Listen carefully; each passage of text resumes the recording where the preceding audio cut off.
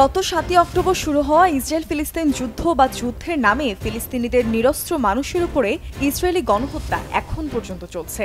আর এই দীর্ঘ সময়ে নানান দিকে মোড় নিয়েছে এই যুদ্ধ। বিকাশে কম খরচে ক্যাশ আউটের লিমিট বেড়ে ৫০,০০০, প্রিয় এজেন্টও ২টা। ফিলিস্তিনের সাথে সাথে মধ্যপ্রাচ্য জুড়ে আরও অনেক জায়গাতেই ইসরায়েল এবং তার মিত্র দেশগুলোর বিরুদ্ধে শুরু হয়েছে সশস্ত্র প্রতিবাদ। সিরিয়া, ইরান, লেবানন, তুরস্ক এবং ইরাকের ইসলামিক রেজিস্ট্যান্স জোর গলায় বলে আসছে অবরুদ্ধ গাজার মানুষের মুক্তির কথা। তারা ইসরায়েলি দখলদার বাহিনীর হাত থেকে নিপীড়িত নিরস্ত্র গাজাবাসীকে উদ্ধার করতে এবং তাদেরকে নাগরিক অধিকার ফিরিয়ে দিতে বদ্ধপরিকর। এরই ধারাবাহিকতায় তারা প্রকাশ্যেই ইসরায়েলি দখলদার বাহিনী এবং তার মিত্রদের প্রতি হুঁশিয়ারি জারি করেছে।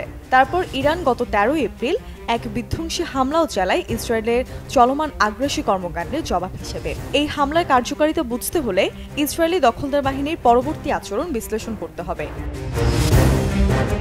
পরবর্তীতে ইরান ওআইসি সম্মেলন এবং পরমাণু শক্তি সম্মেলনে যথেষ্ট ইসরায়েল এবং তার মিত্রদেরকে নিয়ে যথেষ্ট আক্রমণাত্মক কথা বলে, পরিষ্কার জানিয়ে দেয় যে ইরান কোনো ধরনের আগ্রাসী শক্তিকে ভয় পায় না।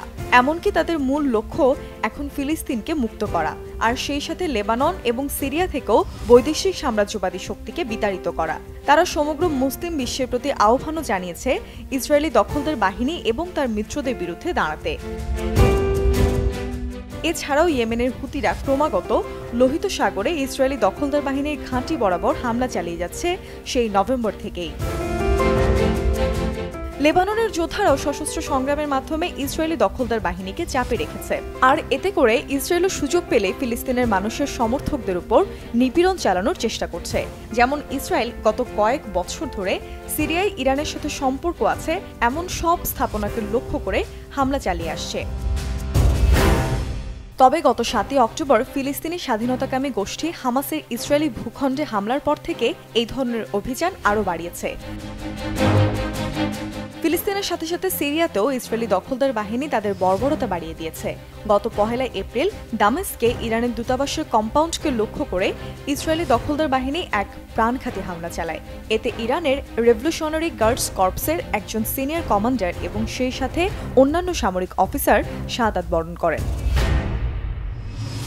ইতিমধ্যেই অবশ্য ইরানের কাছ থেকে একটা উচিত শিক্ষা তারা পেয়েছে, কিন্তু এর মধ্যেই সিরিয়াও যেন তাদের উপস্থিতি জানান দিল। ৯ মে সিরিয়ার দামেস্কে উড়ে আসছিল এক ইসরায়েলি মিসাইল, নিমিষেই তা মাটিতে মিশে গেল।